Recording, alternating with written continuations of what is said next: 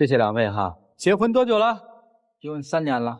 23岁，结婚3年哈。对。娃多大了？2周。你这倒是愿意给生啊，不像上面那个，生了也有生了的烦恼啊。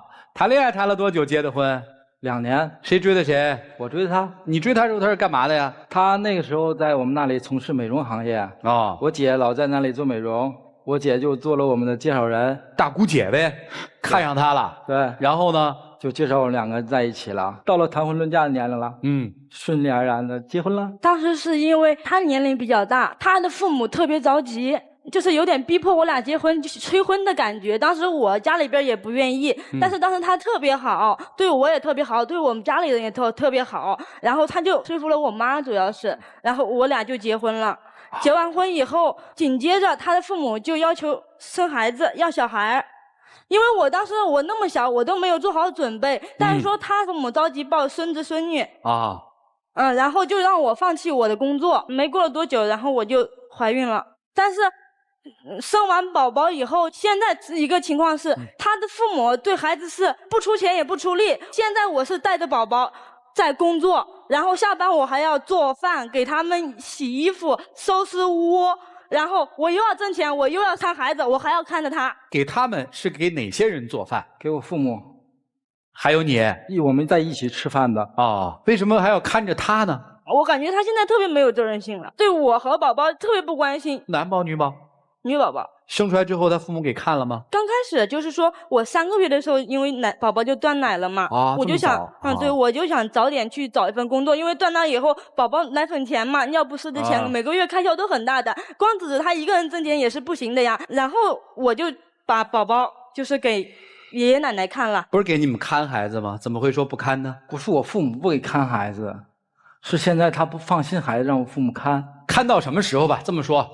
3个月断的奶嘛，重新工作，对，就是爷爷奶奶在看嘛，对。看到什么时候不放心了？看到1周半左右。那也带了很长时间呐，怎么就不放心了呢？因为宝宝那时候很小嘛，本来就是刚刚几个月，然后他家里父母是很忙的，自己有一些事业，自己做了一个养殖场。我有一次下班回家的时候，就看到宝宝自己在那个床铺上玩，然后就一直在哭，嗓子都基本上哭哑了。我就说我心疼这个孩子，周围都没有人，爷爷奶奶都不在身边，就是还在很远很远的地方干活，得走5分钟这样。我俩大吵一架，我说这个孩子怎么能这样？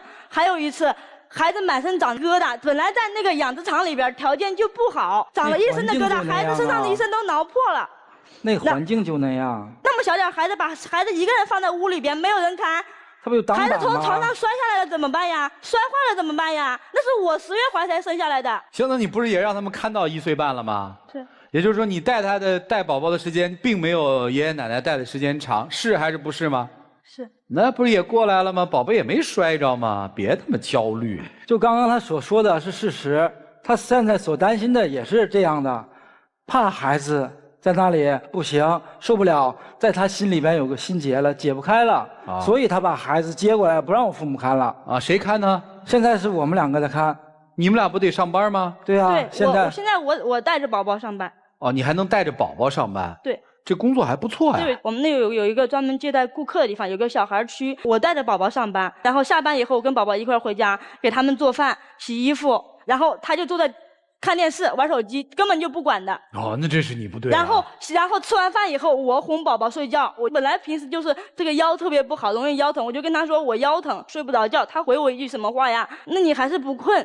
没有啊，你还是不够累，你还是不困？没有。我感觉说这个话，我的工作不也很忙吗？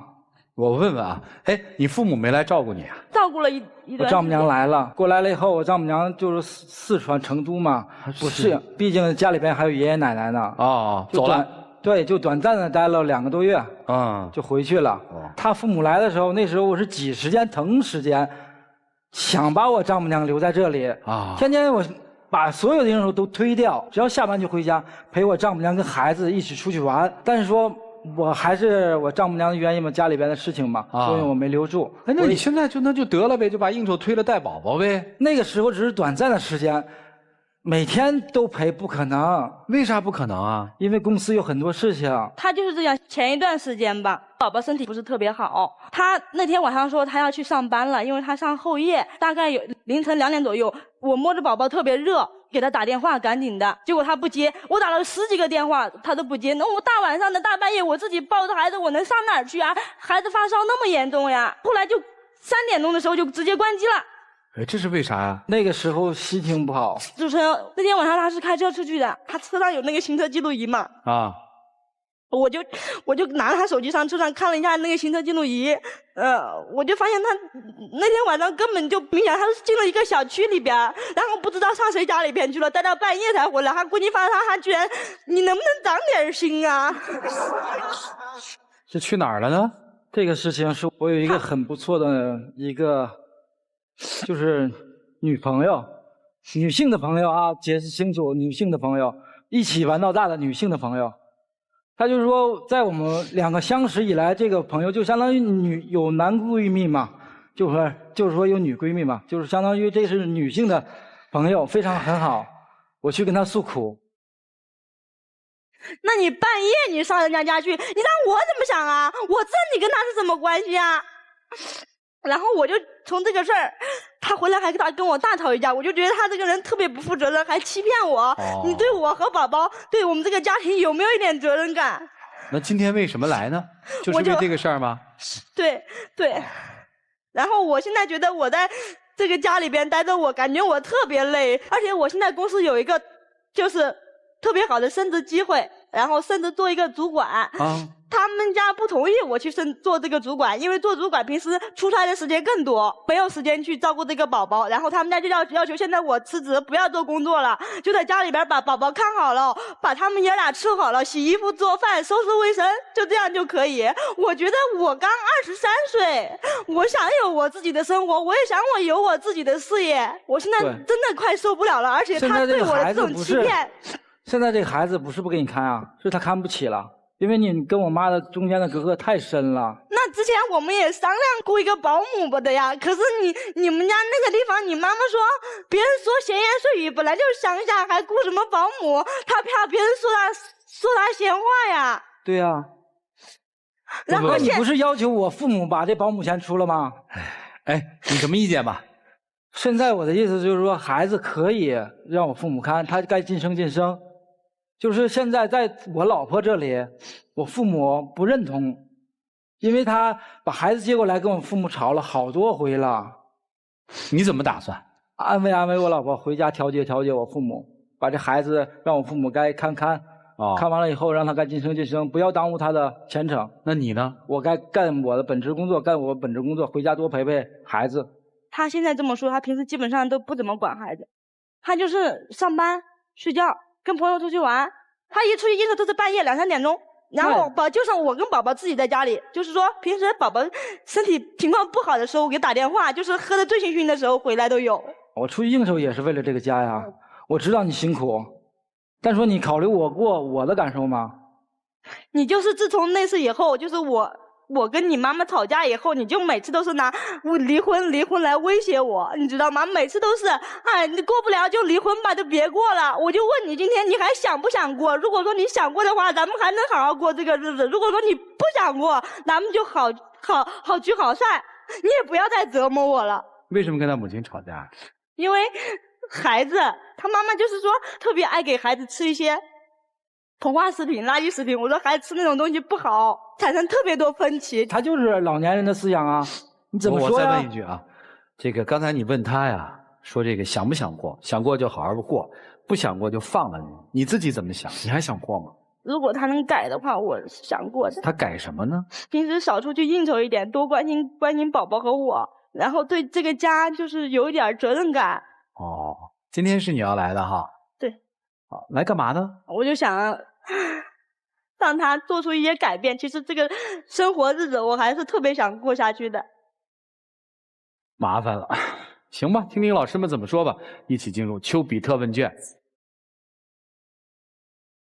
你们两个之间的2大块的问题，最大块的问题是婆媳问题。婆媳之间出现的问题是你没有调节好，你没有做好。那你觉得在这个婆媳问题出现的时候，你起到了一个什么样的作用呢？怎么说呀？就是在我老婆这里忽略了我老婆的感受，多考虑了我母亲的感受吧。你肯定是在跟妻子吵架的过程当中说过一些重伤妻子的话，偏向妈妈是吗？对。所以就是你没有起到和稀泥的作用吗？对。这就是我告诉你，你婆媳问题处理的失败的地方在哪儿？就是其实你应该在老婆这里帮老婆说话，在妈妈那里帮妈妈说话，这样是顺两个女人的气儿，而不是拱两个女人的火。然后说到婆媳问题这块，我想说女生一点是什么呢？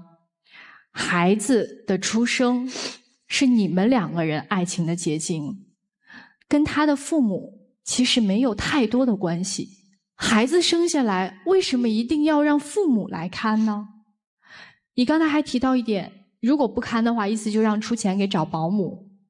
凭什么？这是不对的。孩子自己生、自己养、自己带，这是你们两个人的义务，跟你的爸爸妈妈跟你的爸爸妈妈都没有关系。他们可能真的是看你们辛苦，我帮你们带，只是帮忙，但这不能成为他们生活当中的主导，也不能成为你叫嚣的理由。我觉得你应该在这个整个的这个问题当中反思一点，就是自己有没有太强势，听不进去别人说什么。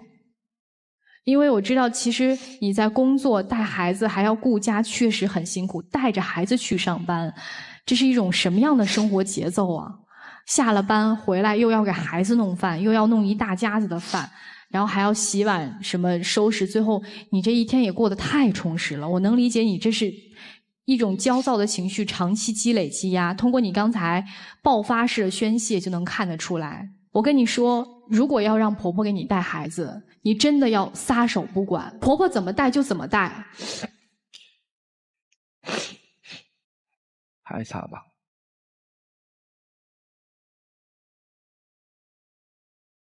婆婆怎么带就怎么带，你不要管她带成什么样，因为你既然把这份信任给她了，你就要足够的给她信任，不能指手画脚，要不然你就干脆这份累我自己受了。你不能既让人家帮你看孩子，你还挑三拣四。然后男生，我要说的是，你是这家里面的一员吗？是。你在这个家里只有一个名号，就是丈夫和爸爸。可是你一丁点儿爸爸和丈夫该做的事儿都没有做，所有的家里的一切东西全都让这一个女人去承担，你要累死她呀！能不有这么多怨言和抱怨吗？你肯定觉得烦，每天一个女人哭哭啼啼，跟你又吵又闹，然后到你的那个叫什么女闺蜜家里面去诉衷肠去了，你让她怎么能忍受这样的日子？还想让她去理解你，然后对你的妈妈好，这简直天方夜谭嘛！所以，首先从你自己做起，先不要想孩子的问题，先想你怎么样尽到一个做丈夫的责任，之后做爸爸的责任。不要把所有的问题都推给自己的父母，推给自己的妻子，然后解决不掉就逃避到女闺蜜家里面去诉衷肠。好，所有问题的症结在你这儿，好吧？好，谢谢。好，谢谢沙老师。来，徐总，不要给无辜的孩子安上一个罪名。孩子如果知道的话，心里会很难受的。这就是我的父母吗？女孩，要孩子的时候也不是心甘情愿的嘛。因为是他的父母要你生小孩，对，所以生出来他们就得负责。上场就说他的父母就根本就不管小孩，不出钱不出力，结果呢，实际人家拉扯了1年半吧，人家做到了应尽的，不应该的人也做。这个孩子的出现成为你个人职业发展的一个累赘了。为什么成为累赘啊？是因为他的父母不帮我看。所以你所有的抱怨焦虑都是在于你根本就没有做好准备，又推卸自己应尽的责任，在这件事情上当然是你不对了。而老公呢，什么道理都懂，但是你改吗？嘴上认错，实际还在犯错。那天晚上那么原则性的问题，居然这个女孩马上就一言带过就完了，又回到孩子的问题了。你根本就没有重点，或者说你没有底线，而她知道你离不开他，所以他为所欲为。你不要求他，你就给一个你明确的底线，要他的对你的尊重。孩子的问题已经有了，你们就必须承担你父亲和母亲的责任，不要推给任何人。那是你们的孩子。而你呢，心中到底有多少这个女人，自己孩子又占到多少？我看起来根本就没有。应酬，各种的应酬，嘴上说的非常好，我什么都错了，有用吗？你得要做出你真正的责任。你自身什么毛病啊？应酬，你以为就你应酬多吗？应酬多的人就做不好、尽不到老公的职责吗？关键在于你心中这个女人，包括你的孩子所占的重量是有多少。即使你在应酬，如果他们占分量重的话，你一样也会回来。先自问吧，愿不愿意改，拿出行动来，就这样。好，谢谢曲队。来，涂老师，你说你那个女闺蜜聊什么呢？她结婚比我早啊，她也是个女人啊，我就是让她教教我这个婆媳关系怎么相处的。哦，你是去取经了是吧？对。好，取经聊了多久啊？聊了大概30分钟吧。30分钟？对。他不说1晚上吗？那个1晚上是我在外边待了1晚上，正确的聊天就聊了30分钟，因为人家有老公。哦，她老公也在家。也在家里边。哦，你为什么要关机呢？那个是我无意间的一个动作吧，就把手机关掉了。就把手机关掉了。对。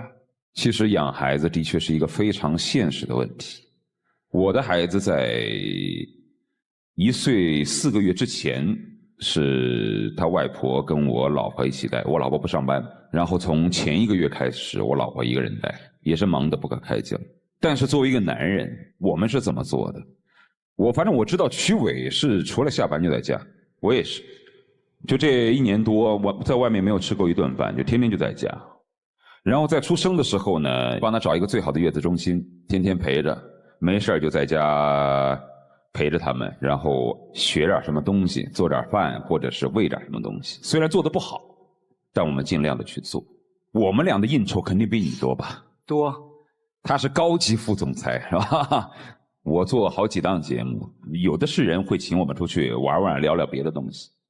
但是我们可以做到不，你怎么做不到呢？你哪有那么多应酬？就想请问，就是说这帮兄弟们每天在一起。什么兄弟啊？我们没有兄弟是吧？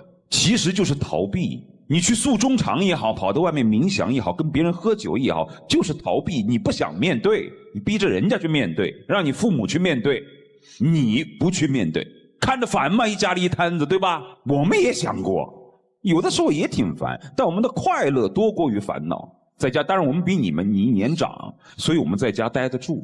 我老婆是只要我在家，她就能睡得特别熟。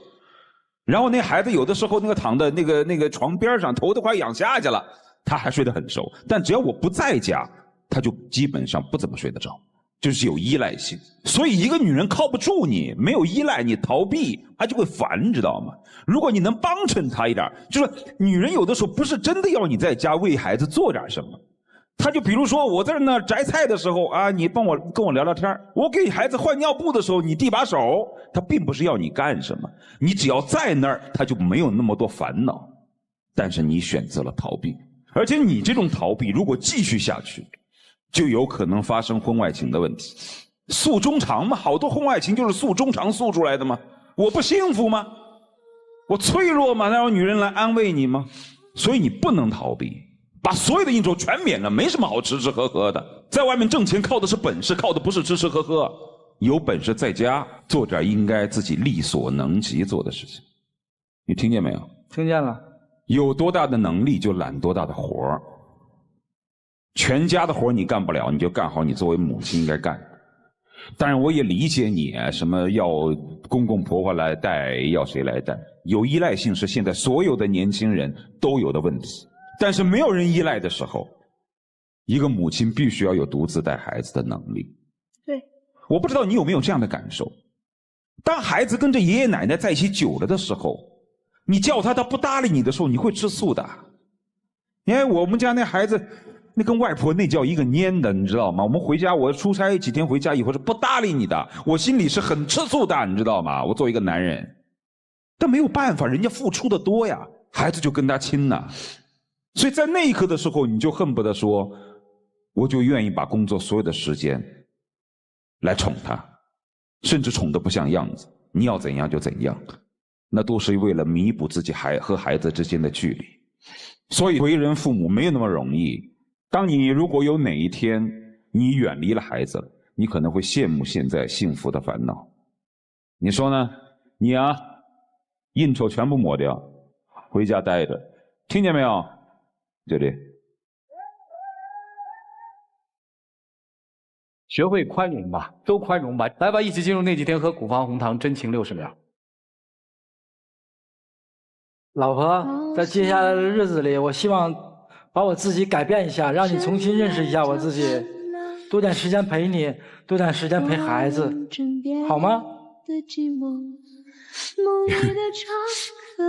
这是第一次看见他笑。我的妈呀！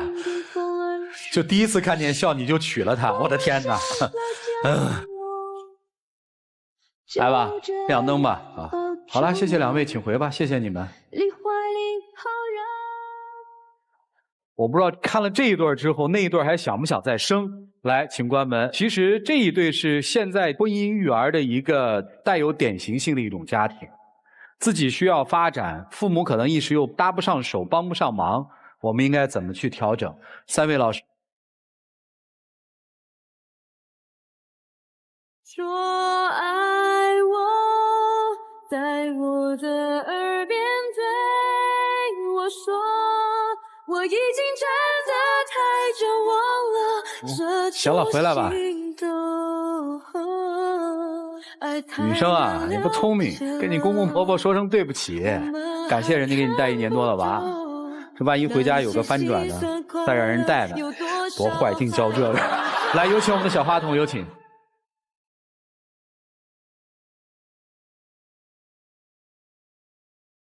对于这对夫妻的浪漫时刻，各位请见证。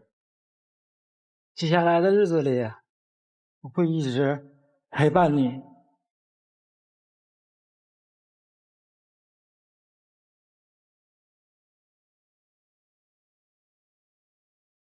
在爱里等着你，被你疼惜有种暖意，在梦里全是你，不要再迟疑，把我放进亮灯吧，来，感谢一下婆婆啊。